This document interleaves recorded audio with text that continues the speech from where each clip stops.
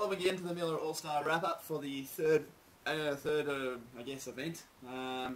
Introducing who we have here tonight. To my left here we have Mr. Wiggins, All-Star Champion Superstar.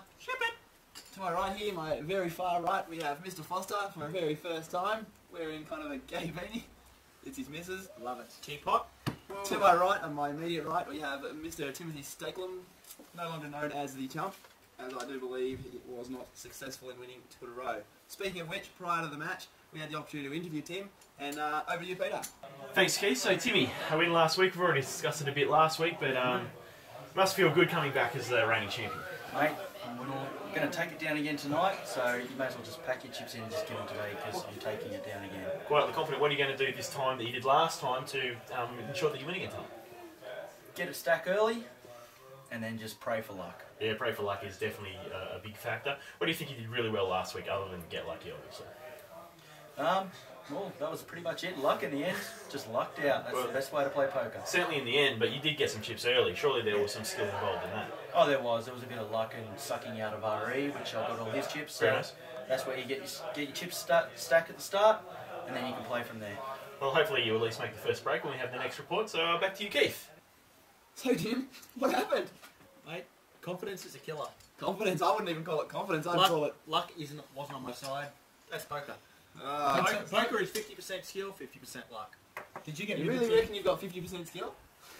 Mate, I won last time. Did you get riveted though? Is that what happened, or I hope it didn't. I hope you didn't get riveted. I just lucked out on a few big hands. Lucked out. Well, that's all right. So that obviously is how it started. The first, the tournament started this week. Another late start. Not really late, just a little bit late. Well, wait for Gareth. 20 past 8. I rang you and I told you. Yeah, I know, everybody That's knows. the usual.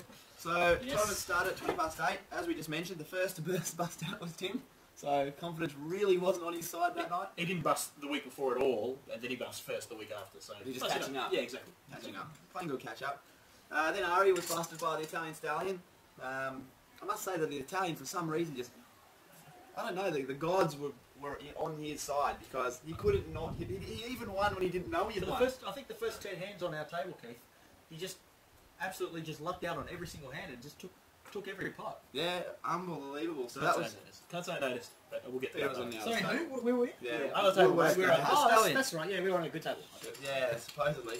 Then Webber was busted out by Dick Adams. Webber was on these boys' table. Was that a good bust? Or? He fell into trips and Webber had top pair. Supers. Oh well. I'd love to hit trips when someone has top pair. Please, please, poker gods, please. Never happened, Gareth. Maybe tonight, but no. For all those who don't know, we had a quick heads-up tournament tonight, just with a few selected people. Tim, unfortunately, was successful with the heads-up tournament. Totally nothing to do with Miller All-Stars wrap-up, but it was good fun. I enjoyed it. Let's do it again. Maybe you'll be lucky enough to come. Technically, I am still the chump. No. So, Webber busted out, and actually that was 3 bust-outs, then a break. Then the time for the break. We had a break at that stage. There was a little bit of interesting play during the first part, so I guess the early stages of it. First hour and 15 minutes of the time. First hour and 15 minutes, which makes up the first 3 rounds before the break.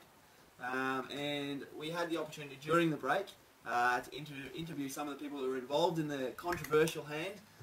So over to you again, Peter. Thanks for that, Keith. Boys, you're over the other table than me. I believe there was some That sort was of... really quick by me, by the way. Yeah, good work. Jeez, you're running good. There was a controversy over at the table, so what's going on at the other table? There was a bit of an episode where I think I had called all in onto Jared to raise 60. Yep. What did you have to call, 80? It was 83 or something. So, Into what type of pot? it was basically a blinds pot. Yep. I think.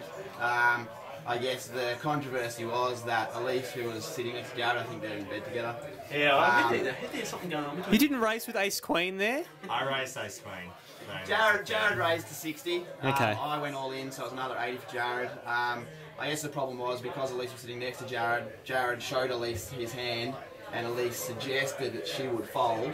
I called shenanigans, and I felt shit for doing it because I don't like doing that. But it's fair enough, it's fair enough. It's silly by me. So. It's an absolutely a fault situation. One player per hand, it's a muck. I mean, it's clear. That's a and the final outcome was Elise actually had a queen. So she was, I guess, giving information towards the hand's strength, and I felt bad for doing it. And I did offer her to continue playing, but in the end of the day, it's poker. Yeah. Are you still in, guys? What's the trip? Both of you still in? We're still in. Jared, I think, got over me. Well, What- no, I've lost about 200 chips. I was up to about double the stack, but now I'm back down. So you're back to about average starting stack? 380. About average. about. What do we do? Average is 290. Cut it. I actually haven't counted. I'm sorry. Cut it. No, I can't tell you. Okay, well, thanks, boys. I'm actually over 700, but I won't do anything until I actually win or something. Nah. But back to you, Keith. How quick was that? That's already. And different clothes. Different clothes. Nicely done, mate. I'm quick. I'm very, very quick. I've heard that. Yeah, well, you should stop talking to Beck. Next. So that was very interesting, obviously, throughout all of that. That actually made me feel quite shit, as I said, through it. But I guess we try and explain with rules, we try and tell people what we do, and actually the funny thing about that was about a hand before that, I'd actually just told the Italian the exact same thing. That particular wasn't it matter because it wasn't an all-in call and everyone else folded, so I just sort of said to him, look, don't talk about your hands to people who have had cards.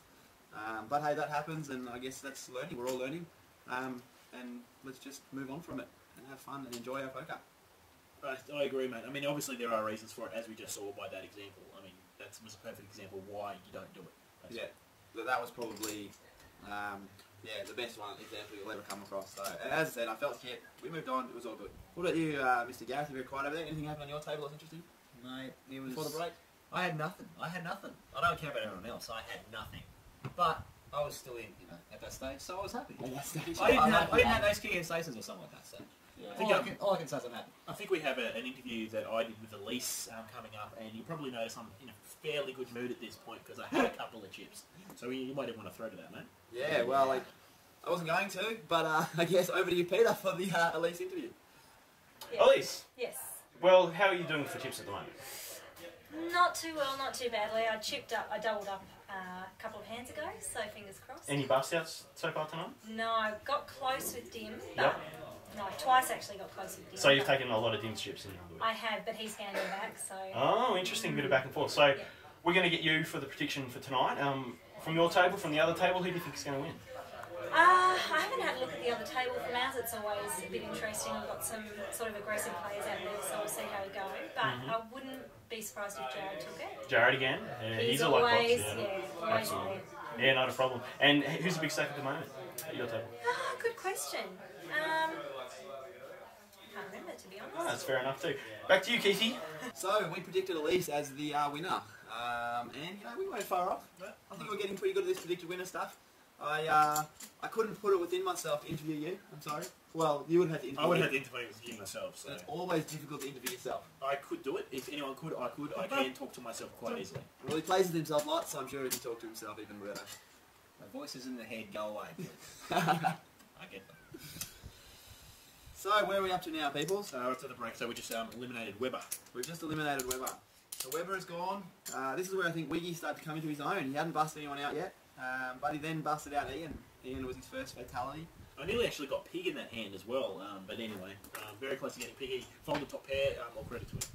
I had bottom two and he had top pair and folded. Well done, mate. That was a good fold. It was. Very good fold. I've seen a few good folds that night. It looks by, and that just shows that we're getting, or everyone's getting better and better, and they know their hand strength when it counts. Which I don't know. Maybe people are learning. Maybe it's just luck that they're folding, or maybe it's just a bad play that they fold because they have no idea what they've got. Pig knows what he's doing. So we started off by saying that the Italian stallion was a luck pot at the very start of the match. Unfortunately, as we all know, and Timmy found out this week, luck comes to an end. You cannot play poker based on luck. Actually, Can't do it. I think Stallion got moved to my table, mine and Gareth's table. He lasted exactly one hand. Might even be the hand of the day, which we might get into later. Maybe not. We'll see. How not to play a certain hand. But I think there was anyway. many funny stories about Stallion during his time. He actually farewelled us on our table by saying, "I'm going to go up with the bang and I'm going to raise 30." To which Jared said, "Well, I raise you 60," and he said, "I fold." And he left, and he was busted out by Peter. The very next hand. The very next hand, as soon as he sat down at the table. So, but other than that, based on that, that was how the play went up to there. We're going to take a short break, and we'll be back with you shortly.